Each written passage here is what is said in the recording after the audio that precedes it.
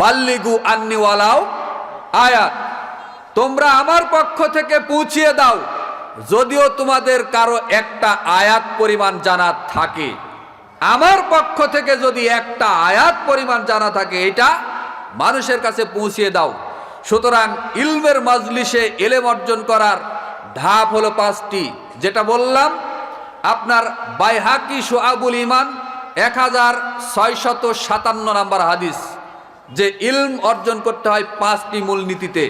সেটা হলো এরকম দ্বীনি মাজলিসের এই আয়োজনও হতে পারে, আবার এই আলাদিপুর মাদ্রাসার দার্সের মাধ্যমেও হতে পারে। এই 5টাই হলো মূলনীতি। এবার চলুন দ্বীনি মাজলিসে যারা উপস্থিত হয়, যারা বসে কোরআন হাদিসের আলোচনা শুনে, তাদের মর্যাদা সম্পর্কে একটু জানি। আনাস রাদিয়াল্লাহু তাআলা আনহু হতে বর্ণিত, তিনি বলেন রাসূল সাল্লাল্লাহু আলাইহি ওয়াসাল্লাম বলেছেন, গুদওয়াতুন ফি সাবিলিল্লাহ আও রাওহাতুন খায়রুম মিনাদ দুনিয়া ওয়া মা ফিহা। আল্লাহর রাস্তায় যখন কোনো বান্দা, কোনো মানুষ একটা সকাল অথবা একটা বিকাল ব্যয় করে, রাসূল সাল্লাল্লাহু আলাইহি সাল্লাম বলেছেন খায়রুম মিনাদ দুনিয়া ওয়া মা ফিহা, তাহলে এই দুনিয়ার মধ্যে যা কিছু মূল্যবান সম্পদ আছে তার সব কিছুর চাইতে মূল্যবান, বলুন সুবহানাল্লাহ। তার মানে এই মুহূর্তে যারাই এই দ্বীনি মাজলিসে বসেছেন তাদের মর্যাদা আল্লাহ সুবহানাহু ওয়া তাআলার কাছে এই সারা পৃথিবী যদি একটা হীরার টুকরা হয়, আর ওই হীরার দাম যতই হোক তার চাইতেও আপনার মর্যাদা, আপনার দাম এই মুহূর্তে আল্লাহর কাছে অনেক অনেক অনেক বেশি। যে হাদিসটা বললাম সহিহ বুখারীর মধ্যে পাবেন 2792 নম্বর হাদিস, মিশকাতুল মাসাবির 4th খণ্ডের মধ্যে পাবেন 3792 নম্বর হাদিস। তার মানে হাদিস সহিহ বুখারীতে বিদ্যমান হাদিস, রাসূল সাল্লাল্লাহু আলাইহি সাল্লাম তিনি নিজেই বর্ণনা করেছেন। সম্মানিত দ্বীনি ভাই ও বোন, বলছিলাম আবু হুরায়রা রাদিয়াল্লাহু তাআলা আনহু হতে বর্ণিত, তিনি বলেন রাসূল সাল্লাল্লাহু আলাইহি ওয়াসাল্লাম বলেছেন, ইন্নাল্লাহা তাআলা ইয়াকুল ইয়াবনা আদম। রাসূল সাল্লাল্লাহু আলাইহি সাল্লাম বলেছেন হাদিসে কুদসি, নিশ্চয় আল্লাহ রাব্বুল আলামিন ডেকে বলেন, ইয়াবনা আদম, হে আদম সন্তান, তাফাররগলি ইবাদাত, তোমরা আমার ইবাদতের জন্য একটু সময় ব্যয় করো। রাত দিন তো 24 ঘন্টা, তাই না? আমাদের রাজশাহীতে তো 24 ঘন্টায় রাত দিন হয়, আপনাদের এই সাপাহারে কয় ঘন্টায় হয়? হ্যাঁ, 24 ঘন্টায়, তাই না?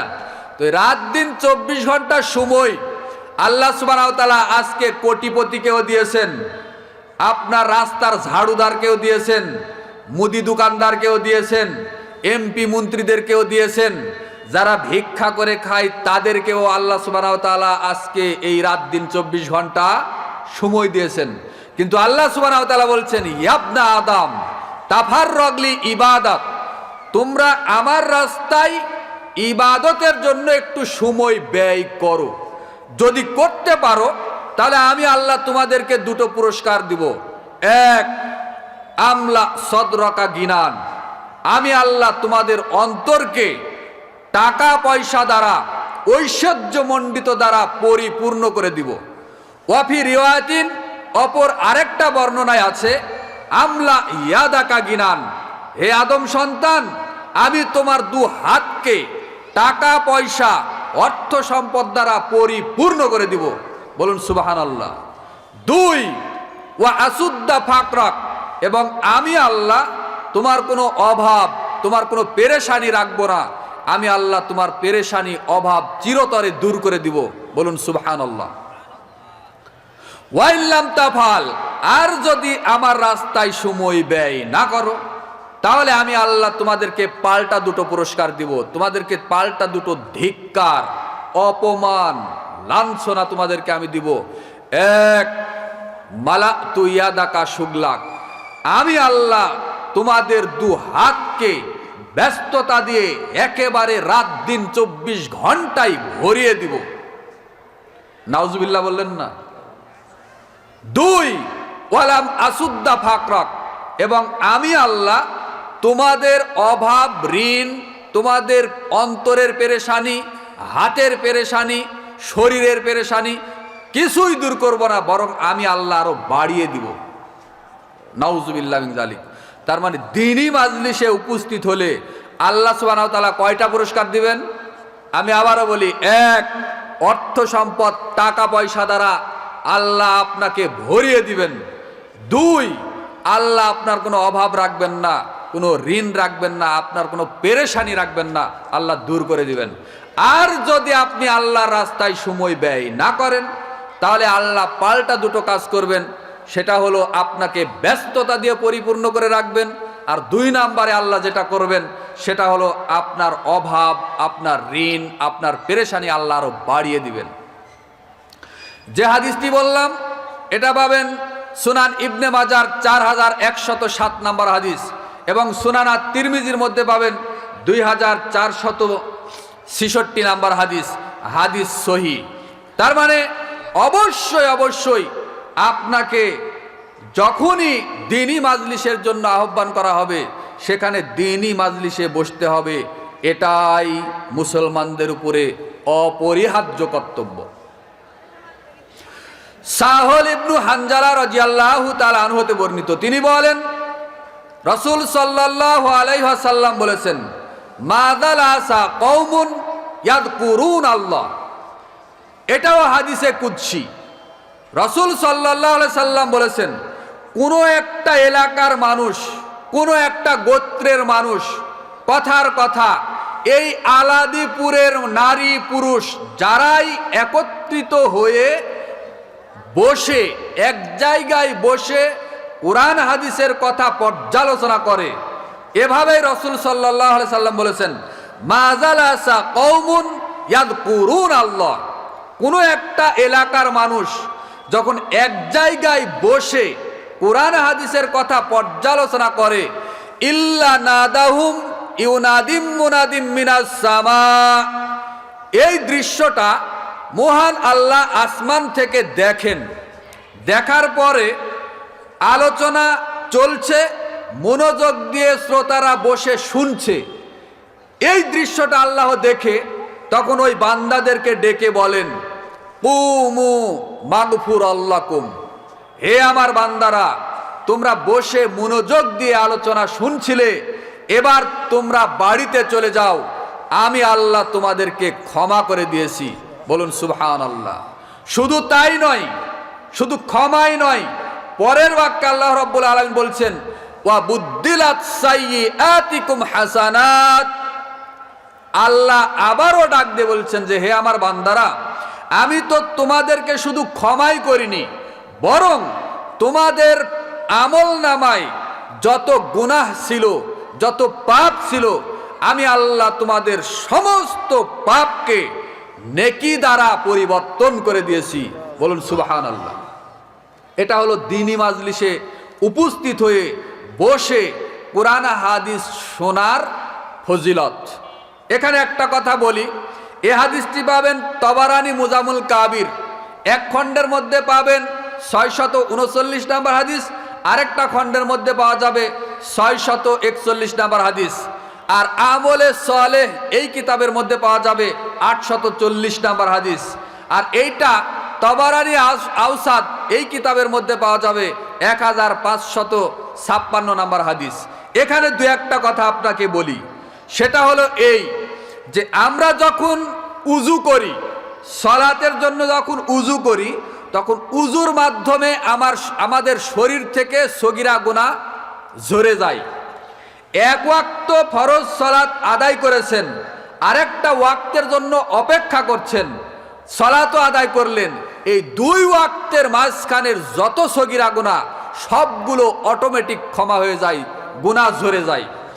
এক জুমা থেকে আরেক জুমা পর্যন্ত যদি কেউ 5 ওয়াক্ত সালাত আদায় করে, তাহলে এই এক সপ্তাহ যত গুনাহ করেছে সগীরা গুনাহ সবগুলো অটোমেটিক ক্ষমা হয়ে যায়। এক রমাজান থেকে অপর আরেক রমাজান মাস পর্যন্ত পুরো বছর যারা সালাত আদায় করে, 5 ওয়াক্ত সালাতের হেফাজত করে, তাদের যত আমলনামায় সগীরা গুনাহ করেছিল সবগুলো অটোমেটিক ক্ষমা হয়ে যাবে, ক্ষমা হয়ে যায়। কিন্তু আমার প্রশ্ন হলো, পাপ ক্ষমা হলো, ইবাদত করার কারণে, উযু করার কারণে, সালাত আদায় করার কারণে পাপটা কি নেকি হলো? কথা বুঝতে পারেননি মনে হয়। পাপটা কি নেকি হলো? আচ্ছা, আরেকটু গভীরে যাই। মনে করেন একজন হাজী সাহেব হজ করেছেন, হজ করার পরে একবারে নিষ্পাপ মা তার সন্তানকে নিষ্পাপ অবস্থায়, যেমন সদ্য প্রস্ফুটিত বাচ্চা যেমন নিষ্পাপ হয়ে জন্মগ্রহণ করে, একজন হাজী সাহেব কবুল হজ, তার যদি হজ কবুল হয় তাহলে ওই রকম নিষ্পাপ হয়ে যায়। সুবহানাল্লাহ।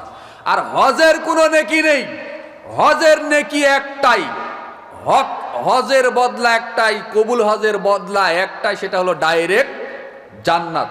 কিন্তু এরপরেও হজ এত বড় ইবাদত হওয়ার পরেও তার আমল নামার পাপ কখনো নেকি হবে না। পৃথিবীতে একটাই মাত্র জায়গা আছে, একটাই মাত্র জায়গা আছে নিজের আমল নামার পাপটাকে নেকি বানিয়ে নিয়ে বাড়িতে পৌঁছার একটাই স্থান, একটাই জায়গা, সেটা হলো এই রকম দ্বীনি মাজলিস। এই দ্বীনি মাজলিসে উপস্থিত হয়ে কোরআন হাদিসের কথা শুনলে এবং বৈঠক ভঙ্গের দোয়া পড়ে যদি যেতে পারেন, তাহলে আপনাকে আল্লাহ সুবহানাহু ওয়া তাআলা ক্ষমা করে দিবেন এবং আপনার আমল নামায় যত পাপ রয়েছে থাকবে সমস্ত পাপকে আল্লাহ আবার নেকি দ্বারা পরিবর্তন করে দিবেন। বলুন সুবহানাল্লাহ।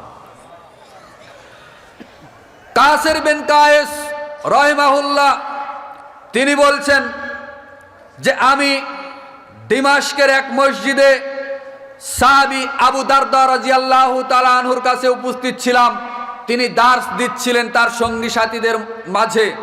এমত অবস্থায় একজন ব্যক্তি আগন্তুক ঢুকলো, ঢোকার পরে বলছে, হে আল্লাহ রাসূলের সাহাবী আবু দারদা, আমি আল্লাহ রাসূলের শহর মদিনা থেকে এই সিরিয়ার রাজধানী দিমাশকের মসজিদে আপনার কাছে এসেছি শুধুমাত্র একটা হাদিস জানার জন্য। যে হাদিসটা আপনি বর্ণনা করে থাকেন ওই হাদিসটা আমি শুনবো, আমি জানবো, ওই হাদিসের ইলম অর্জন করব। এই জন্য আমি আপনার কাছে এসেছি। আল্লাহ রাসূলের শহর মদিনা থেকে, এই মদিনা থেকে সিরিয়ার রাজধানী দিমাশকের মসজিদে আবু দারদার কাছে এসেছে একজন লোক। আকাশ পথে এর দূরত্ব প্রায় 1400 কিলোমিটার। কত কিলোমিটার? প্রায় 1400 কিলোমিটার রাস্তা অতিক্রম করে এসেছে একটা মাত্র হাদিস জানার জন্য। আর আপনার এই আলাদিপুরে আজকেই কি এই পোস্টারিং মাইকিং কি আজকেই করা হয়েছে? কত আগে থেকে পোস্টারিং মাইকিং, কত দাওয়াত দেওয়া হয়েছে, কিন্তু আপনাদের সৌভাগ্য হয়নি এখানে উপস্থিত হওয়ার। এখানে কি শুধুমাত্র একটাই হাদিসের আলোচনা হবে? শত শত হাদিসের অনুবাদ করবেন বিদগ্ধ উলামায়ে কেরামগণ, অথচ আপনাদের সুযোগ হলো না। বলছিলাম দ্বীনি ইলম অর্জন করার ফজিলত, দ্বীনি মাজলিসে উপস্থিত হওয়ার ফজিলত। ওই লোকটা বলল, হে আল্লাহ রাসূলের সাহাবী আবু দারদা, আপনি আমাকে হাদিস শিক্ষা দিন। যে হাদিসটা আপনি আল্লাহ রাসূলের থেকে বর্ণনা করেন আমি ওই হাদিস আপনার মুখ থেকে শুনতে চাই। তখন সাহাবী আবু দারদা রাদিয়াল্লাহু তাআলা আনহু বললেন, হে আল্লাহর বান্দা শুনো, রাসূল সাল্লাল্লাহু আলাইহি সাল্লাম বলেছেন, মান সালাকা তরিকান ইয়ালতামিসু ফিহি ইলমান সাহালাল্লাহু তরিকান মিন তুরকিল ইলাল জান্নাহ। যে ব্যক্তি ইলম অর্জন করার জন্য আল্লাহর রাস্তায় চলে, আল্লাহ সুবহানাহু ওয়া তাআলা তাকে জান্নাতে যাওয়ার পথটাকে সহজ করে দেন। বলুন সুবহানাল্লাহ। যে হাদিসটি পাবেন মিশকাতুল মাসাবির প্রথম খণ্ড কিতাবুল ইলম অধ্যায় 212 নম্বর হাদিস। এই হাদিসটি আপনার পাওয়া যাবে সহিহ মুসলিমের মধ্যে 2699 নম্বর হাদিস। তাহলে এই হাদিসটি সহিহ তারগিব ওয়া তারহিব গ্রন্থের মধ্যে পাওয়া যাবে 70 নম্বর হাদিস। এই হাদিসটি সুনান আবু দাউদের মধ্যে পাওয়া যাবে 3641 নম্বর হাদিস। এই হাদিসটি সুনান তিরমিজির মধ্যে পাওয়া যাবে 2681 নাম্বার হাদিস, কতগুলো জায়গাতে হাদিস বর্ণিত হয়েছে, কিন্তু আমল করে কে? সম্মানিত দ্বীনি ভাই ও বোন, এই ছেলে, আশ্চর্য, কি নোংরা স্বভাবের মানুষ এগুলো। এতক্ষণ পর্যন্ত কি বুঝাচ্ছি বলেন তো? এই প্যান্ডেলের ভিতরে এখন পর্যন্ত এরকম ঘোরাফেরা করবে, তাও আবার দাড়িওয়ালা জুব্বা পরা ছেলে পেলে। এরা কি কোরআন হাদিসের মূল্য দিতে জানে? কিছু বুঝে না, আদব নাই। আপনাদের কাছে আমার একটা প্রশ্ন, আমার কথা কি আপনারা বুঝতে পারছেন? কথা বোঝা যায়? একটা রং কথা বলেছি এখন পর্যন্ত, বাজে কথা বলেছি, এদের সাহস কেমনে হলো এভাবে ঘোরাফেরা করার? ভাই রাগ করিয়েন না, এটা দ্বীনি মাজলিস, এটাকে মূল্যায়ন করেন। আল্লাহর কোরআন হাদিসের কথা পর্যালোচনা হচ্ছে, এখানে যদি আপনার মন মানসিকতা অন্যরকম থাকে, তাহলে বক্তার যিনি আলোচক তারও মাইন্ড সেট আপটা নষ্ট হয়ে যাবে। এটাকে ধরে রাখার চেষ্টা করেন। এমনিতেই সারা বাংলাদেশে বেদাতি, মাজার পূজারি, কবর পূজারি, এদের অত্যাচারে আমরা সালাফিরা, আহলে হাদিসরা এমনিতেই অতিষ্ঠ। আর আপনার কাছে এসেছি শুধু রাজশাহী থেকে, কিছু দু একটা কোরআন হাদিসের কথা বলবো। আমি অত বড় বিদ্বান নই, আমি একজন তলেবে এলেম। আমার কাছে অত বিদ্যা বুদ্ধি নেই যে আপনাকে ঘন্টার পর ঘন্টা কোরআন হাদিসের আলোচনা শোনাবো। একটু পরে আমার পুঁজি শেষ হয়ে যাবে, একটু পরেই পুঁজি শেষ হয়ে যাবে। পুঁজি শেষ হওয়া মানে পুঁজি থাকলেও ওই যে বসে আছে, হ্যাঁ, উনি ঘোড়াটা টিপে দিবে, আমাকে চলে যেতে হবে। সুতরাং আলোচনায় মনোযোগ দেন, মনোযোগ দিয়ে শোনার চেষ্টা করুন, আল্লাহ কবুল করুন। দেখেন, আমরা যে দ্বীনি মাজলিসে উপস্থিত হয়েছি, বলেন তো ভাই আমাদের কিছু নেকি হবে না? নেকি হবে কিনা? কত নেকি হবে আল্লাহ ভালো জানে, আমাদের কারো বলার ক্ষমতা নেই। তবে আপনাকে আমি মাত্র একটা নেকির পাওয়ার, কাল কিয়ামতের মাঠে, বিচারের মাঠে একটা নেকির পাওয়ার আপনাকে বুঝাই। যদি এইটা আপনি বুঝতে পারেন, তাহলে এতক্ষণ পর্যন্ত যে বক্তব্য দিলাম এইটা দেওয়াটাও আমার দ্বারা সার্থক হবে বলে মনে করব। একটা নেকি বুঝাবো, শুধু একটা। রাসূল সাল্লাল্লাহু আলাইহি সাল্লাম তার সাহাবীদেরকে নিয়ে বসে আছেন, দার্স দিচ্ছেন, ওহির বিধানের দার্স দিচ্ছেন। তো দার্স দিতে দিতে হঠাৎ করে একটা নেকির পাওয়ার বুঝাতে গিয়ে নবী করিম সাল্লাল্লাহু আলাইহি সাল্লাম সাহাবীদেরকে বলছেন, হে আমার সাহাবীরা, তোমরা লক্ষ্য রাখো, তোমরা ভালো করে শোনো, কান পেতে শোনো। কাল কিয়ামতের মাঠে মান তুকুব্বিলাত লাহু হাসানাত, কাল কিয়ামতের মাঠে তোমাদের কোন মানুষের যদি আল্লাহ একটা মাত্র নেকি কবুল করেন, মাত্র একটা নেকি, মান তুকুব্বিলাত লাহু হাসানাত, কারো যদি একটা নেকি আল্লাহ কবুল করেন, ফাদাখালাল জান্নাত, তাহলে ওই বান্দা আল্লাহর জান্নাতে প্রবেশ করবে। মাত্র একটা নেকি। কয়টা? একটা নেকি কবুল হলেই তার জন্য জান্নাত ওয়াজিব হয়ে যাবে। এটা আল্লাহ রাসূল সাল্লাল্লাহু আলাইহি সাল্লাম বলেছেন এবং তার ওয়াদা। যে হাদিসটি পাবেন আপনার ইমাম বুখারীর লিখিত কিতাব আল আদাবুল মুফরাদ 596 নাম্বার হাদিস। তাহলে এখানে আরেকটু কথা, আপনি কি বুকে হাত দিয়ে এটা কি দলিল বা গ্যারান্টি দিয়ে বলতে পারবেন কিনা যে আল্লাহ আপনার আমল নামায় সারা জীবন যা আমল করেছেন একটা আমল কবুল হবে? এই গ্যারান্টি কি আপনি দিতে পারবেন? আরে বাংলাদেশের অধিকাংশ মানুষ দিতেই পারবে না। কেন? বাংলাদেশের অধিকাংশ মুসলমান এরা জানেই না শিরক কোনটা আর বিদাত কোনটা, হারাম কোনটা আর হালাল কোনটা জানেই না। যার কারণে এরা আল্লাহর ঘর মসজিদেও সিজদা করে, আবার ওই সিলেটের মাজারে, শাহজালালের মাজারে গিয়েও সিজদা করে, আবার ওই চট্টগ্রামের বাইজিদ বোস্তামির মাজারে গিয়েও সিজদা করে। বলেন তো এদের কি আমল নামায় কোনো নেকি থাকবে? কেন থাকবে না? মসজিদে যারা সিজদা করছে এরাও মুসলমান, একই মানুষ, মাজারে গিয়ে সন্তান চাচ্ছে, মাজারে গিয়ে মৃত পীরের কাছে চাকরি বাকরি চাচ্ছে, শরীরের রোগ মুক্তি কামনা করছে, সন্তান চাচ্ছে, চাকরি চাচ্ছে, ব্যবসার উন্নয়ন চাচ্ছে। বলেন এরা কি মুসলমান? এরা হলো ডাইরেক্ট মুশরিক। ওই যে বিধর্মী যারা, হিন্দু ধর্মত্যাগী কাফের মুশরিক যারা, ওদের মধ্যে আর এদের মধ্যে তেমন একটা কোনো পার্থক্য নেই। আর যারা মুশরিক এদের কোনো আমল নামায় কোনো নেকি থাকে না। কেন? আল্লাহ সুবহানাহু ওয়া তাআলা এই যে কোরআন মাজিদ, এই কুরআনুল কারিমে সূরা আনআম 88 নম্বর আয়াত খুলে দেখেন। আল্লাহ সুবহানাহু ওয়া তাআলা বলছেন, ওয়ালাউ আশরাকু লাহাবিতা আনহুম মা কানু ইয়ামালুন। কোন মানুষ যদি আল্লাহর সাথে একবার শিরিক করে, কয়বার? একবার কিন্তু উল্লেখ নেই, কিন্তু আমি এটা নিজের থেকে বোঝানোর চেষ্টা করছি। আল্লাহর ভাষায় বলি, কোন মানুষ যদি আল্লাহর সাথে শিরক করে তাহলে তার অতীতের জমানো সমস্ত নেকি, তার সমস্ত আমল বরবাদ হয়ে যাবে, নষ্ট হয়ে যাবে, একটা নেকিও তার থাকবে না। তাহলে বাংলাদেশে এই মাজার পূজারি, কবর পূজারি, খাম্বা পূজারি এদের সংখ্যা কম না বেশি? এদের সংখ্যা কম না বেশি? বাংলাদেশে তাওহীদপন্থীদের সংখ্যা বেশি না শিরকপন্থীদের সংখ্যা বেশি? বাংলাদেশে সুন্নাতপন্থীদের সংখ্যা বেশি না বেদাতীদের সংখ্যা বেশি?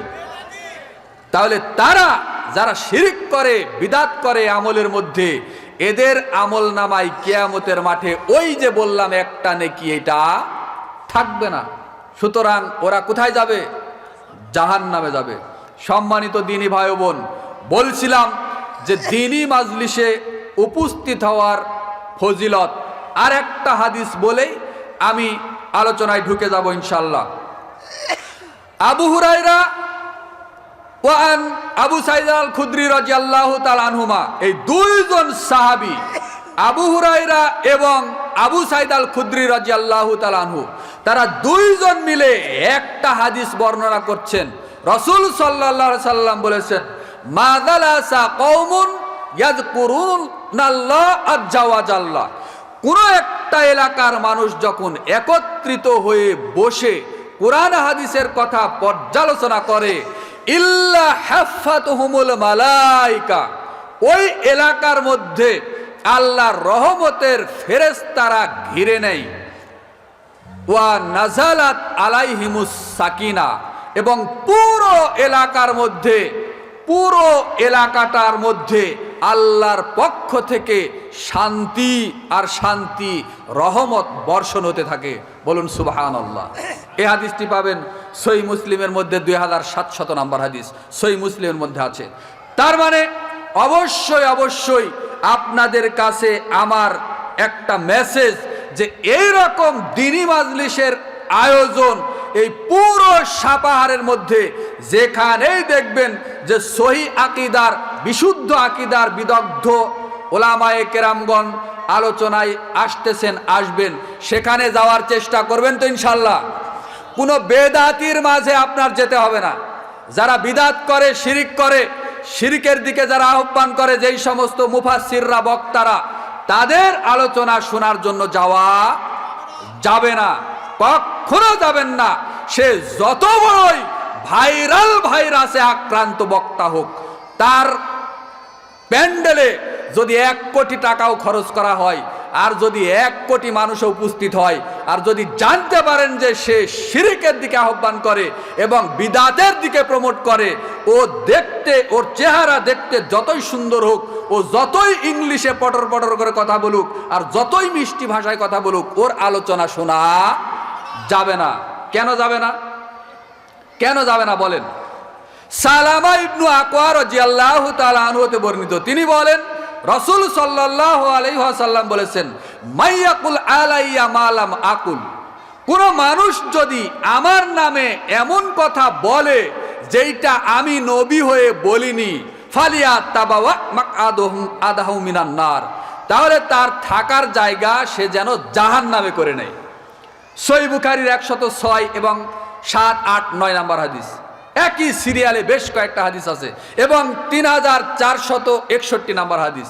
তার মানে বক্তা হলেই হবে না, সে যদি কোরআন হাদিসের সঠিক ব্যাখ্যা না করে, যদি ব্যাঠিক ব্যাখ্যা, ভুল ব্যাখ্যা যদি মানুষের কাছে করে, আর কথায় কথায় যদি আল্লাহর নবীর নাম নিয়েই বলে, আল্লাহর নাম নিয়েই বলে, তো রাসূল সাল্লাল্লাহু আলাইহি সাল্লাম বলেছেন ওই বক্তা যেন তার থাকার জায়গাটা জাহান্নামে করে নেয়। তাহলে যার তার মুখের কোরআন হাদিসের কথা শোনা যাবে না, এটাই চূড়ান্ত। সম্মানিত দ্বীনি ভাই বোন, এবার আসেন আলোচনার দ্বিতীয় পয়েন্ট, ইত্তিবায়ে সুন্নাহ। এই ছেলে বসো, এদিকে এসে বসো, ডিস্টার্ব করো না, কোনো কথা হবে না। ইত্তিবায়ে সুন্নাহ, ইত্তিবায়ে সুন্নাহ বলার আগে আমি আপনাকে দুনিয়ার একটা বিষয়টা দিয়ে বুঝাই। ইত্তিবায়ে সুন্নাহ তাহলে আপনি বুঝতে পারবেন। যদিও এখানে অনেক শত শত আলেমদের উঠা বসা, আলেমদের বসবাস, অত বুঝাতে হবে না, ইঙ্গিতেই বুঝে যাবেন। তারপরও আমি বলছি, মনে করেন অন্ধকার রাত, কর্দমাক্ত আকাশ, বৃষ্টি হচ্ছে, আকাশ থেকে গুড়ি গুড়ি বৃষ্টি হচ্ছে। এখন আপনাদের এই সাপাহার এলাকায় তো ধান চাষ হয় না, হয় শুধু আম চাষ হয়। আমের জন্য সাপাহার নাকি বিখ্যাত, প্রমাণিত হয়েছে গতবারে, তাই না? আমের জন্য বিখ্যাত। যাই হোক, এখানে ধান চাষ হয় না, তো ধানি জমির কথাই একটু উদাহরণ দিই। তো একজন ব্যক্তি ধানি, কর্দমাক্ত মানে মাটি ভিজা আছে, অন্ধকার রাত, একজন মানুষ আলো জ্বালিয়ে ওই যে ধানি জমির আইল দিয়ে, রাস্তা দিয়ে রাতের বেলা পথ চলছে। একজনের কাছে আছে হারিকেন বা টর্চ লাইট, আর পিছনে যারা আছে এদের হাতে কোনো কিছু নেই, আলো নেই। এখন পিছনের লোকজন কি করছে, সামনের লোকটাকে, যার হাতে হারিকেন আছে বা টর্চ লাইট আছে, আলো আছে, তাকে অনুসরণ করে করে পথ চলছে। কিভাবে পথ চলছে? যেহেতু অন্ধকার রাত, রাস্তায় কাদা, কোথায় সাপ কোথায় ব্যাঙ কিছুই বুঝতে পারবে না, তো পিছনের লোকজন কি করছে, সামনের আলোওয়ালা ব্যক্তিকে অনুসরণ করে করে পথ চলছে, যাতে পা পিছলে পড়ে না যায়। কোরআন সুন্নাহর ভাষায় এটাই হলো ইত্তিবা। তার মানে পিছনের লোকজনেরা কি করছে, সামনের ব্যক্তিকে অনুসরণ করছে, আর সামনের ব্যক্তির হাতে আছে আলো, সুতরাং সে পথ দেখে দেখে ধীরে ধীরে পথ চলছে। তো কোরআন সুন্নাহর ভাষায় এইটাকেই বলা হয় ইত্তেবা। আর ইত্তেবায়ে সুন্নাহ তথা রাসূল সাল্লাল্লাহু আলাইহি সাল্লামের রেখে যাওয়া ওই সুন্নাতের অনুসরণকেই বলা হয় ইত্তেবায়ে সুন্নাহ। কথা বোঝা গেছে কি? এবার আসেন, কেন আপনি আল্লাহ রাসূলের অনুসরণ করবেন, কেন আপনি ইত্তেবা করবেন? ইত্তেবা আপনি এজন্যই করবেন যেহেতু আল্লাহ রাব্বুল আলামিন তিনি নিজেই নির্দেশ দিয়েছেন। পবিত্র কুরআনুল কারিমে সূরা আলে ইমরান 31 নম্বর আয়াত আপনি খুলে দেখেন, আল্লাহ রাব্বুল আলামিন নিজেই বলছেন, কুল, হে নবী আপনি বলে দিন, ইন কুনতুম তুহিব্বুন আল্লাহ, তোমরা যদি আমি আল্লাহকে ভালোবাসতে চাও, ফাত্তাবিউনি, তাহলে আমি নবীর অনুসরণ করো। ফাত্তাবিউনি, আমার অনুসরণ করো। ইউহিব্বুকুমুল্লাহ, তাহলে আমি আল্লাহ তোমাদেরকে ভালোবাসবো। বলুন সুবহানাল্লাহ। ওয়াল্লাহু গফুরুর রহিম, মূলত আল্লাহ হলেন পরম দয়ালু। তার আগে একটা অংশ আছে, ওয়ায়াগফির লাকুম যুনুবাকুম, আমি আল্লাহ তাদেরকে ক্ষমা করে দিব, তোমাদেরকে ক্ষমা করে দিব। তার মানে আল্লাহ সুবহানাহু ওয়া তাআলা নিজেই তার নবীকে ডাক দিয়ে এই সূরা আল ইমরানের 31 নম্বর আয়াত নাজিল করে বলেছেন, কুল, হে নবী আপনি বলে দিন, ইন কুনতুম তুহিব্বুনাল্লাহ ফাত্তাবিউনি ইউহিব্বুকুমুল্লাহ ওয়া ইয়াগফির লাকুম যুনুবাকুম ওয়াল্লাহু গফুরুর রহিম, তাহলে আমি নবীর অনুসরণ করো, তাহলে আল্লাহ তোমাদেরকে ভালোবাসবেন। এই যে আল্লাহ সুবহানাহু ওয়া তাআলা বলছেন যে নবীর ইত্তেবা করতে হবে, নবীর অনুসরণ করতে হবে, এটা কার নির্দেশ? আল্লাহর নির্দেশ।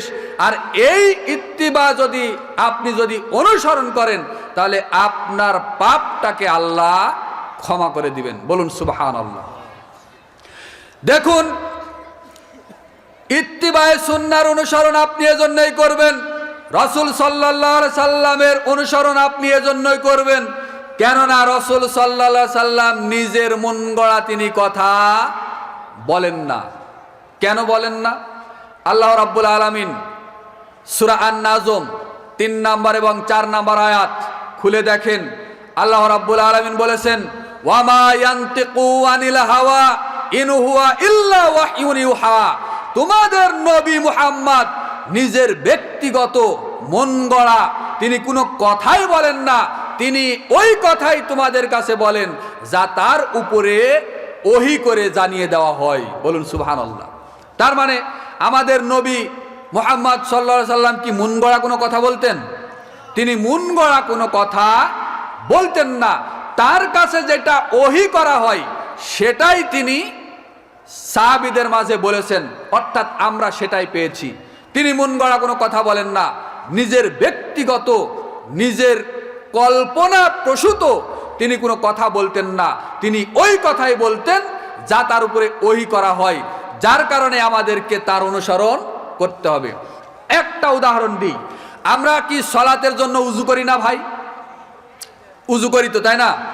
আচ্ছা আপনারা বলেন তো, সালাতে উযু করার সময় এক চুল্লু পানি এই থুতনির নিচে দেন কারা কারা? এটা তো আলাদিপুর। সুন্দর করে বিসমিল্লাহ বলে হাতে পানি নিলেন, ডান হাতের কবজি পর্যন্ত ধৌত করলেন, বাম হাতের কবজি পর্যন্ত ধৌত করলেন, এরপরে 3 বার গড়গড়া সহ কুলি করলেন, এরপরে 3 বার মুখমণ্ডল ধৌত করলেন, করার পরে এক্সট্রা আরেক চুল্লু পানি নিয়ে এই থুতনির নিচে দিয়ে দাড়ি খিলাল করতে হবে। মিথ্যা বলবেন না কেউ, যেহেতু দ্বীনি মাজলিস কোরআনের মাহফিল। বলেন এটা কারা কারা করেন? কয়জনে করেন? না, এই আলাদিপুর বক্তব্য দিতে এসে খুশি হতে পারলাম না। এই জায়গাতে যে এই আমল হয় না, মাত্র 5-6 জন, এটা জানা নেই বা আপনাদেরকে জানানো হয়নি, খুশি হতে পারলাম না। কেননা আলাদিপুর এমন একটা জায়গা, এখান থেকে হাজার হাজার আলেমে দিন বের হয়েছে, তাও আবার সহিহ আকীদার, সবাই আহলে হাদিস। আমার আরেকজন শ্রদ্ধাভাজন শায়েখ আছেন ডক্টর মুজাফফর বিন মুহসিন হাফিজাহুল্লাহ, উনি কি এই আলাদিপুর মাদ্রাসার ছাত্র নন? এখান থেকে তিনি দাওরা হাদিস পাশ করেননি? আজকে তার খেদমত কত বিশাল মাপের তিনি মানুষ। আল্লাহু আকবার, আমরা তো অবাক হয়ে যাই। তিনিও এই মাদ্রাসারই ছাত্র। আল্লাহ সুবহানাহু ওয়া তাআলা তার মতো আরো হাজার হাজার লাখ লাখ ছাত্র এই মাদ্রাসা থেকে কবুল করুন। আমরা সবাই বলি আমিন ইয়া রাব্বাল আলামিন। আল্লাহ তুমি এই আপনার আলাদিপুর এই মাদ্রাসাটাকে ইলমের মার্কাজ হিসেবে কবুল করেছো, তুমি আরো কবুল করো। আমরা সবাই বলি আমিন ইয়া রাব্বাল আলামিন। বলছিলাম যে সুন্দর করে মুখমণ্ডল ধৌত করার পরে এক চুল্লু পানি থুতনির নিচে দিতে হবে। এইটা রাসূল সাল্লাল্লাহু আলাইহি সাল্লাম দিয়েছেন। সাহাবীরা প্রত্যক্ষ করেছেন যে রাসূল সাল্লাল্লাহু আলাইহি সাল্লাম ওযু করার সময় এক্সট্রা এক চুল্লু পানি নিয়ে, পৃথক এক চুল্লু পানি নিয়ে থুতনির নিচে দিচ্ছেন, আর সাহাবীরা লক্ষ্য করছেন। রাসূল সাল্লাল্লাহু আলাইহি সাল্লাম সাহাবীদের উদ্দেশ্যে বলেন, হে আমার সাহাবীরা, তোমরা লক্ষ্য রাখো, হাকাযা আমারানি রব্বি আজ্জা ওয়া জাল্লা। এই উযুর সময় এক চুল্লু পানি নিয়ে থুতনির নিচে দিয়ে দাড়ি খিলাল করার জন্য মহান আল্লাহর কাছ থেকে আমি আদেশ প্রাপ্ত হয়েছি। বলুন সুবহানাল্লাহ। তাহলে উযু করার সময় এক চুল্লু পানি ডান হাতে নিয়ে থুতনির নিচে দিয়ে খিলাল করবেন, দাড়ি খিলাল করবেন, এইটাও আল্লাহর নবী নিজের ইচ্ছাতে করেননি। কার ইচ্ছাতে করেছেন? বলেন কার ইচ্ছাতে করেছেন? সুনান আবু দাউদ 145 নম্বর হাদিস, হাদিস সহিহ। এখানে অনেক বড় বড় মুহাদ্দিস বসবাস করেন। সুনান আবু দাউদ খুলে দেখেন, 145 নম্বর হাদিস। এই হাদিসের ব্যাখ্যায় আহলে হাদিস বিদ্বানগণ বলেছেন যে উযুর সময় এক্সট্রা এক চুল্লু পানি নিয়ে থুতনির নিচে দিয়ে দাড়ি খিলাল করাটা হলো মুস্তাহাব, কেউ কেউ বলেছেন সুন্নাত। সুতরাং এই আমলটা আজ থেকে করবেন তো ইনশাল্লাহ? বলেন করবেন তো ইনশাল্লাহ? আরে ভাই দলিল দিলাম, দলিল সহি হতে হবে, তাও দিলাম, এরপরেও কি করবেন না? না করলে সেটা আপনার ব্যক্তিগত ব্যাপার। বলছিলাম ইত্তিবায়ে সুন্নাহ, রাসূল সাল্লাল্লাহু আলাইহি সাল্লামের অনুসরণ। আপনি আমি পৃথিবীর সমস্ত মুসলমান নারী এবং পুরুষ, সে যেই হোক, যুবক হোক, যুবতী হোক, বুড়া হোক, বুড়ি হোক, আলেম হোক, হাজি হোক, গাজী হোক, যেই হোক, যে নিজেকে ইমানদার বলে পরিচয় দিবে, যে নিজেকে মুসলিম বলে পরিচয় দিবে, তাকে রসুল সাল্লাল্লাহু আলাইহি সাল্লামের অনুসরণ করতেই হবে। যেহেতু রসুল সাল্লাল্লাহু আলাইহি সাল্লামের শাফায়াত ছাড়া কিয়ামতের মাঠে জান্নাতে যাওয়া যাবে না। রসুল সাল্লাল্লাহু আলাইহি সাল্লামের রেখে যাওয়া সুন্নাতের উপরে আমল করা ছাড়া জান্নাতে যাওয়া যাবে না। যেহেতু রসুল সাল্লাল্লাহু আলাইহি সাল্লাম নিজে থেকে কোনো মন গড়া কথা বলতেন না, আল্লাহ রাব্বুল আলামিন রসুল সাল্লাল্লাহু আলাইহি সাল্লামকে সতর্ক করে সূরা হাক্ক, সূরাতুল হাক্কর 69 নম্বর সূরার 44, 45, 46, 47 নম্বর আয়াত পর পর 4টি আয়াত নাজিল করে আল্লাহ রাব্বুল আলামিন তার নবী মুহাম্মদকে কঠিন হুঁশিয়ারি দিয়েছেন।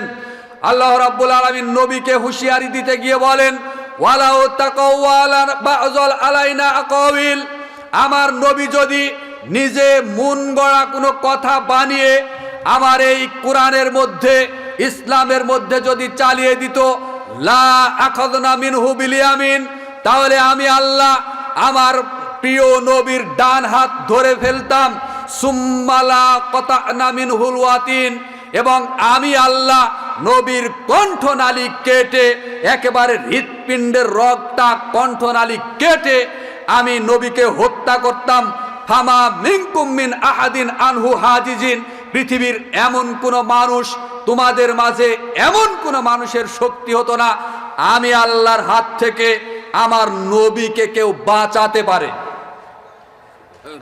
সম্মানিত দ্বীনি ভাই ও বোন, বলছিলাম এই আয়াত দ্বারা, সূরা হাক্কর 4টা আয়াত দ্বারা, 44, 45, 46, 47 নাম্বার 4টা আয়াত দ্বারা চূড়ান্ত দলিল প্রমাণিত হয় যে সূরা নাজমের 3 নাম্বার এবং 4 নাম্বার আয়াত দ্বারা, এই 6টি আয়াত দ্বারা প্রমাণিত হয় যে আপনার আমার প্রাণ প্রিয় নবী মুহাম্মদ সাল্লাল্লাহু আলাইহি সাল্লাম নিজের মন গড়া কোনো কথা তিনি বলেননি। আর যদি নবী নিজে মন গড়া কোনো কথা, একটা বাক্য তৈরি করে যদি কোরআনের মধ্যে চালিয়ে দিত, আল্লাহ নিজেই বলেছেন কোরআনে যে আমি নবীর হাত ধরে ফেলতাম, ডান হাত ধরে ফেলতাম এবং কণ্ঠনালী কেটে দিয়ে নবীকে দুনিয়ার বুক থেকে হত্যা করতাম, তাকে বিদায় করে দিতাম। পৃথিবীর কোনো শক্তি আমি আল্লাহর হাত থেকে নবীকে বাঁচাতে পারত না। তাহলে আজকে এই আলাদীপুর ইসলামী মহাসম্মেলনে আমার কথা হলো এটাই যে নবীর নিজের যদি একটা বাক্য বানিয়ে তার ইচ্ছা মতো কোনো কথা যদি ইসলামে চালানোর, চালিয়ে দেওয়ার অধিকার, এখতিয়ার না থাকে, তাহলে আজকের দিনে বাংলাদেশের যেই সমস্ত পীরেরা, যেই সমস্ত বক্তারা, যেই সমস্ত ভণ্ড পীরেরা যারা ভণ্ডামি করছে, যারা কথায় কথায় কোরআন হাদিসের কথা বলছে, আল্লাহর কথা বলছে, আল্লাহ রাসূলের কথা বলছে, অথচ কোরআন হাদিসের মধ্যে কোথাও নাই। কথায় কথায় যারা শিরিক করছে, যারা বিদআত করছে, বিদআতি আমল করছে, এই সমস্ত তথাকথিত বক্তাদের কি হবে? কথা বলেন। একটা মিথ্যা কথা, একটা কথা নিজে থেকে বানিয়ে চালিয়ে দেওয়ার ক্ষমতা যদি নবীর নিজেরই না থাকে, তাহলে যেই সমস্ত বক্তারা মিথ্যা কথার ভিত্তিতে বক্তব্য দিচ্ছে এই দেশের মাটিতে, এই সমস্ত বক্তাদের কি হবে? ওমর রাদিয়াল্লাহু তাআলা আনহু যদি বেঁচে থাকতো, বাংলাদেশের শতকরা 98 জন বক্তা মুফাসসিরের হয় ফাঁসি হতো অথবা যাবজ্জীবন জেল হতো। কথা বলেন ঠিক কিনা? হতোই হতো। আরে আলাউদ্দিন জিহাদি সাহেব, ওই যে আগে তো পীরপন্থীদের ছিল, আলাউদ্দিন জিহাদি সাহেব নাম শুনেছেন নাকি আপনারা? আলাউদ্দিন জিহাদির মতো বক্তা এ বলছে যে আহলে হাদিসরা যে সালাতের মধ্যে আপনার তাশাহুদ আঙ্গুল নড়ায়, তাশাহুদ বৈঠকে বা শেষ বৈঠকে যে আঙ্গুলের ইশারা করে, এইটা নাকি কোনো হাদিসই নয়, হাদিসের মধ্যে নাকি নাইকো, ও নাকি খুঁজেই পায়নি। আলাউদ্দিন জিহাদি সাহেব, আপনার জানি না আপনাকে সম্মান করাটা আমার ঠিক হবে কিনা, কেননা আপনি একটা আন্তর্জাতিক মানের মিথ্যুক, আপনি একটা আন্তর্জাতিক মানের মিথ্যুক বক্তা। এই বাংলাদেশের মাটিতে আপনি কি করে বলতে পারেন? আরে আপনার 14 গোষ্ঠীকে চ্যালেঞ্জ করা আছে বহু আগেই, যে আহলে হাদিসরা সালাফিরা যত ইবাদত করে, এই ইবাদতের মধ্যে যদি একটা কোনো ইবাদত জাল, জয়ীব, মিথ্যা বলে যদি প্রমাণিত হয়, আমরা সালাফিরা নিজেদেরকে আহলে হাদিস সালাফি বলে পরিচয় দিব না, মাঠে বক্তব্যই দিব না। আর তুমি তো একটা ডাহা মিথ্যুক, ডাহা মিথ্যাবাদী বক্তা। তুমি কি করে বলতে পারো যে এটার কোনো হাদিসই নেই? তাশাহুদ আঙ্গুল নড়ানোর, আঙ্গুল ইশারা করার কোনো হাদিসই নেই, এটা তুমি কি করে বলতে পারো বেটা? তুমি মিসকাতুল মাসাবি খুলে দেখো, হাদিস নাম্বার 906, হাদিস সহিহ মুসলিম খুলে দেখো, হাদিস নাম্বার 580। আরে হাদিস সহিহ মুসলিমের মধ্যে বিদ্যমান, হাদিস সহিহ মুসলিমের মধ্যে বিদ্যমান 580 নাম্বার হাদিস। আব্দুল্লাহ ইবনে উমর রাদিয়াল্লাহু তাআলা আনহু তিনি বলছেন যে রাসূল সাল্লাল্লাহু আলাইহি সাল্লাম যখন সালাত আদায় করতেন, যখন তিনি তাশাহুদ বৈঠকে বসতেন, তখন তিনি বাম হাত দ্বারা তার বাম হাতের হাঁটু চেপে ধরতেন এবং তার ডান হাত 53 ন্যায় ধরতেন এবং শাহাদাত আঙ্গুলি দ্বারা অনবরত তিনি সালাতের মধ্যে ইশারা করতেন। বলুন সুবহানাল্লাহ। সহিহ মুসলিমের মধ্যে আছে এই হাদিসটি। মিশকাতুল মাসাবি মাদ্রাসায় পড়ানো হয় না?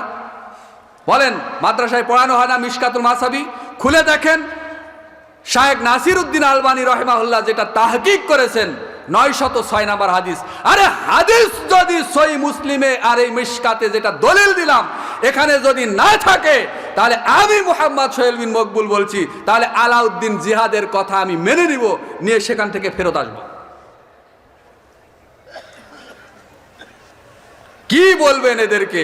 আরেকজন বক্তা ও হচ্ছে কি বলবো, আপনার মুফতি, এক মুফতি সহিহ বুখারী মাথায় এইভাবে নিয়েছে, খুব খেয়াল করবেন, মাথায় এইভাবে সহিহ বুখারী নিয়ে বলছে, আল্লাহর কসম, আল্লাহর কসম, আল্লাহর কসম, জোরে আমিন বলার হাদিস সহিহ বুখারীতে নাই। সূরা ফাতিহা পড়তেই হবে সালাতের মধ্যে, এরকম হাদিস সহিহ বুখারীর মধ্যে নাই। আল্লাহর কসম করে বলছে, আর বুখারী হলো মাথায় নিয়েছে। সহিহ বুখারী মাথায় নিয়েই কসম খাচ্ছে এক মুফতি। ওর নামটা আমার এই মুহূর্তে মনে হচ্ছে না, নাম মনে হলে ওকেও ধুয়ে দিতাম। তো এখন ডক্টর মুসলিউদ্দিন স্যার বলছে যে ভাই ও তো মিথ্যে বলেনি, ও তো ঠিকই বলেছে। আরে জোরে আমিন বলার হাদিস আছে প্রথম খণ্ডের ভিতরে, সূরা ফাতিহা পড়তেই হবে সালাতে, এইটা আছে প্রথম খণ্ডের ভিতরে। আর ওই বেটা মুফতি সহিহ বুখারী দ্বিতীয় খণ্ড মাথায় নিয়েছে।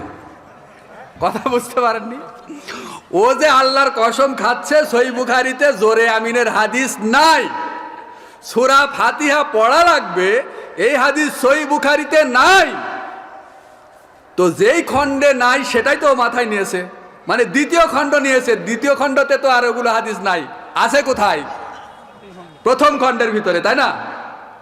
দেখেন, ইমাম বুখারী রাহিমাহুল্লাহ সহিহ বুখারী প্রথম খণ্ড হাদিস নাম্বার 756, উবাদা ইবনে সামিত রাদিয়াল্লাহু তাআলা আনহু থেকে বর্ণিত।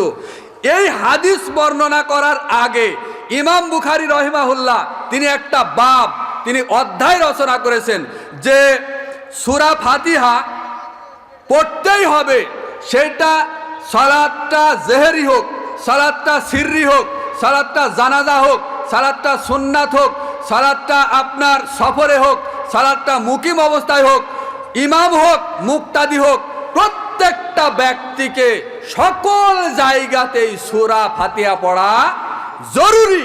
এটা অধ্যায় রচনা করার পরে এবার ইমাম বুখারী রাহিমাহুল্লাহ একটা হাদিস নিয়ে এসেছেন যে লা সালাতা লিমান লাম ইয়াকরা ইল্লা বিফাতিহাতিল কিতাব, যে ব্যক্তি সালাতের মধ্যে সূরা ফাতিহা পড়বে না তার সালাত নাই, তার সালাতই নাই, সালাতই বাতিল। প্রথমেই হাদিসের বাক্য লা সালাতা, কোনো সালাতই নেই। লিমান লাম ইয়াকরা ইল্লা বিফাতিহাতিল কিতাব, হাদিস নাম্বার 756। এই বেটা ভণ্ড মুফতি, তুমি যেই খণ্ডটা মাথায় নিয়েছো এটা তো দ্বিতীয় খণ্ড, ওই দ্বিতীয় খণ্ডের মধ্যে তো এই হাদিস নাই, আছে প্রথম খণ্ড। তুমি প্রথম খণ্ড খুলে দেখো, তুমি প্রথম খণ্ড খুলে দেখো, তুমি কোন মুফতি? এই হাদিস তো সহিহ বুখারীতে বিদ্যমান। আরেকটা কি বলেছে যে জোরে আমিন বলার হাদিস সহিহ বুখারীতে নাই। এবার আমি বলি, সহিহ বুখারী প্রথম খণ্ড পর্ব 10 অধ্যায় 11, সহিহ বুখারী প্রথম খণ্ড পর্ব 10 অধ্যায় 112, সহিহ বুখারী প্রথম খণ্ড পর্ব 10 অধ্যায় 113। তিনটা অধ্যায়, পৃথক পৃথক অধ্যায় বাব রচনা করেছেন ইমাম বুখারী রাহিমাহুল্লাহ। তিনি অধ্যায় রচনা করেছেন বাব জাহরিল ইমাম বিত তামিন, ইমামের জোরে আমিন বলার অধ্যায়। বাব মামুম জাহরিল মামুম বিত তামিন, মুক্তাদিদের জোরে আমিন বলার অধ্যায়। বাব ফাজলিত তামিন, জোরে আমিন বলার ফজিলতের অধ্যায়। এই তিনটা অধ্যায় ইমাম বুখারী রাহিমাহুল্লাহ নিয়ে আসার পরে হাদিস নাম্বার 780 কত? তিনি ইমাম বুখারী রাহিমাহুল্লাহ আবু হুরায়রা রাদিয়াল্লাহু তাআলা আনহু থেকে তিনি হাদিস বর্ণনা করছেন।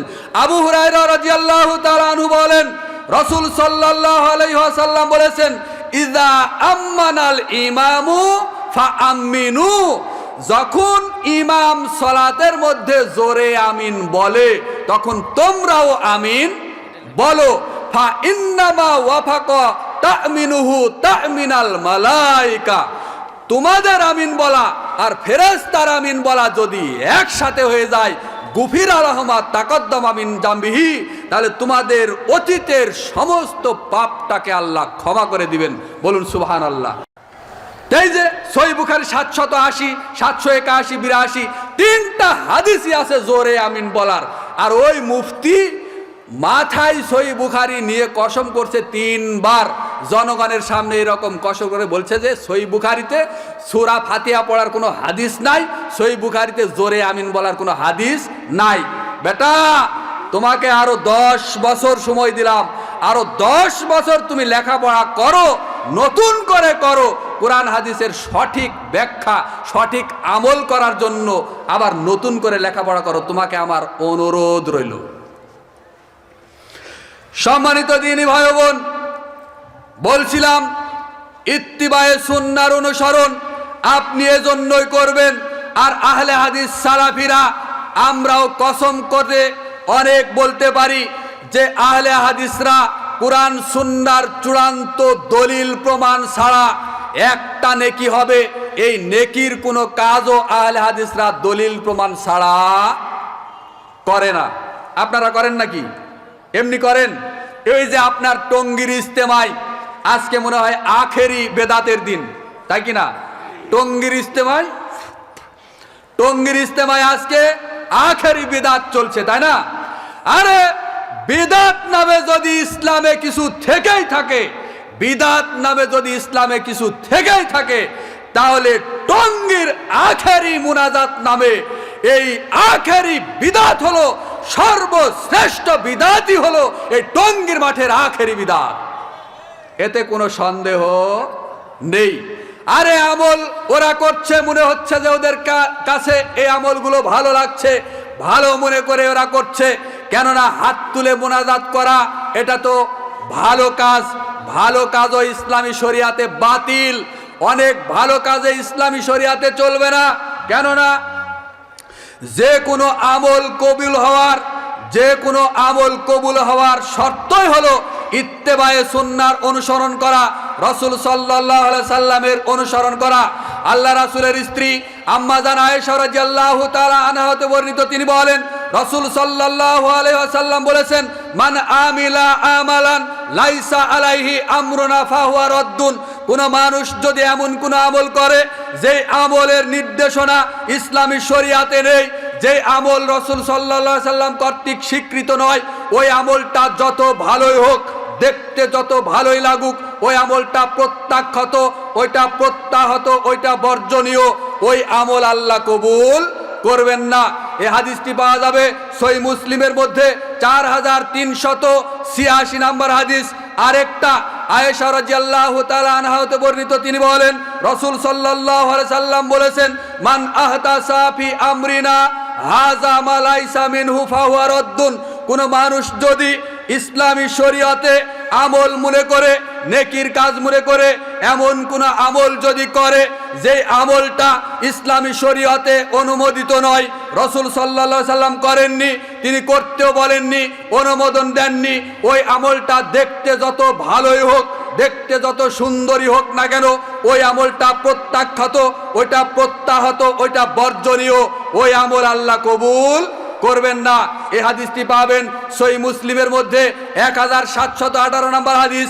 এই হাদিসটি সহিহ মুসলিমের আরেক জায়গায় পাবেন 4384 নম্বর হাদিস। এই হাদিস সহিহ বুখারীর মধ্যে পাবেন 2697 নম্বর হাদিস। এই হাদিস মুসনাদে আহমদের মধ্যে পাবেন 26092 নম্বর হাদিস।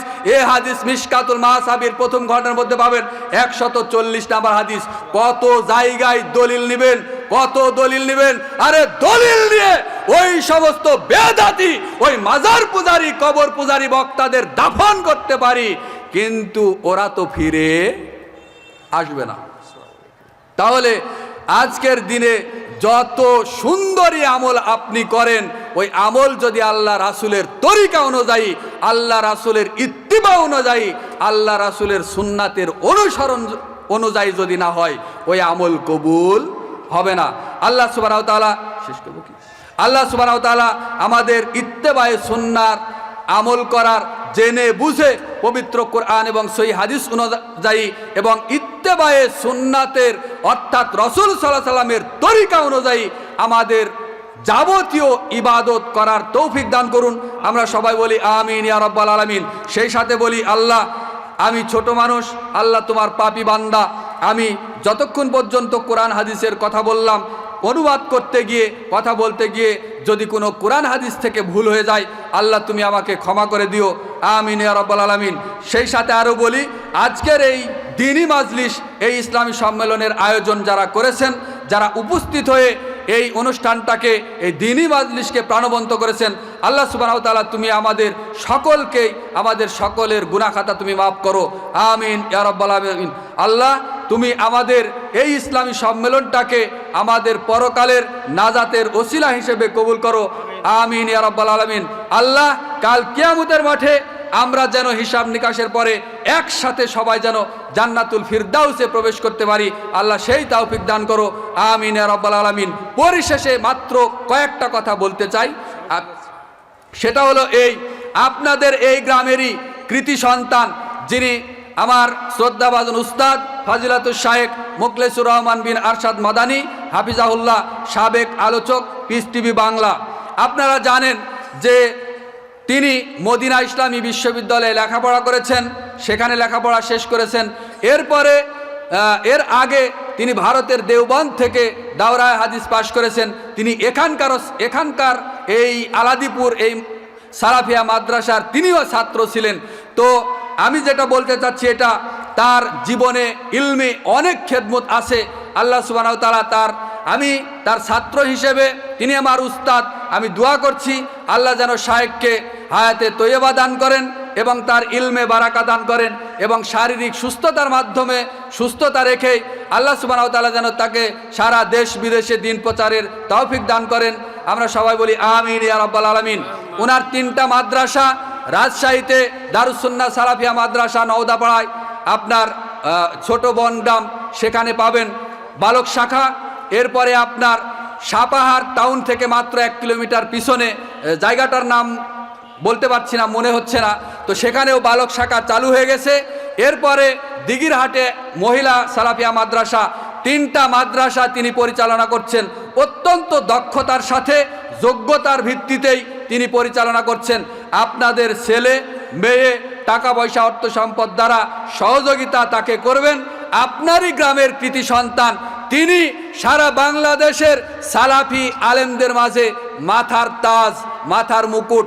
আপনাদের কাছে মনে হতে পারে ওইটা শুধু মখলেস বিন আরশাদ মাদানী, মানে আরশাদের ছেলে মখলেস, এটাই আপনাদের কাছে মনে হতে পারে, কিন্তু আমাদের কাছে তিনি আমাদের মাথার মুকুট, তিনি আমাদের মাথার তাজ।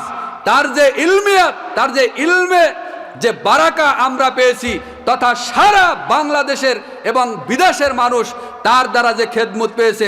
আরে যেই সমস্ত মাজার পূজারি, কবর পূজারি, যারা শিরকি বেদাতি, যারা বিদাত করে বেড়ায়, তারা শায়েখ মুখলেসুর রহমান বিন আরশাদ মাদানির নাম শুনলে ওই বাহাজ মুনাজারায় তারা আর অংশগ্রহণ করার সাহসই পায় না। এইটা হলো শায়েখ মুখলেসুর রহমান বিন আরশাদ মাদানি। কত জায়গায় আমি নিজেই তার সাথে সফরে থেকেছি, উপস্থিত হয়ে দেখেছি। বাংলাদেশের অনেক বড় বড় খুব দাপট দেখায়, বাহাজ করতে চাই, আপনার মুনাজারায় অংশগ্রহণ করতে চাই, আপনার সলাতে সূরা ফাতিহা পড়া লাগবে কিনা, সূরা আপনার জোরে আমিন বলা লাগবে কিনা, ঈদের তাকবীর 6টা না 12টা, এরপরে জানাজার সালাতে সূরা ফাতিহা হবে কি হবে না, সালাতের পরে, ঈদের পরে, বিবাহের পরে সম্মিলিত মোনাজাত আছে না নাই, বিভিন্ন বিষয়ে, তারাবির সালাত 8 রাকাত না 20 রাকাত, এইগুলো বিষয় নিয়ে মাযহাবিরা যারা বেদাতি আছে তারা শায়েখের সাথে চ্যালেঞ্জ করে, বাহাজ মোনাজারায় বসতে চায়, কিন্তু শায়েখ ডেট দেয়, প্রত্যেকটা ডেটে অংশগ্রহণ করতে চায়, কিন্তু ওই সমস্ত বেদাতিরা তার নাম শুনলেই পালিয়ে যায় আবার। এটা হলো মুখলেসুর রহমান বিন আরশাদ মাদানি। আমি কারো হক নষ্ট করব না। আমার জন্য দোয়া করবেন, আল্লাহ সুবহানাহু ওয়া তাআলা যেন আমার ইলমে বারাকা দান করেন এবং আমি যেন আল্লাহর একজন খালেস বান্দা হিসেবে, যাতে দাওয়াতি কাজ করতে পারি। আমি আপনাদের জন্য দোয়া করে এবং আপনাদের কাছে আমার জন্য দোয়া চেয়ে বিদায় নিচ্ছি। আসসালামু আলাইকুম ওয়া রাহমাতুল্লাহি ওয়া বারাকাতুহু।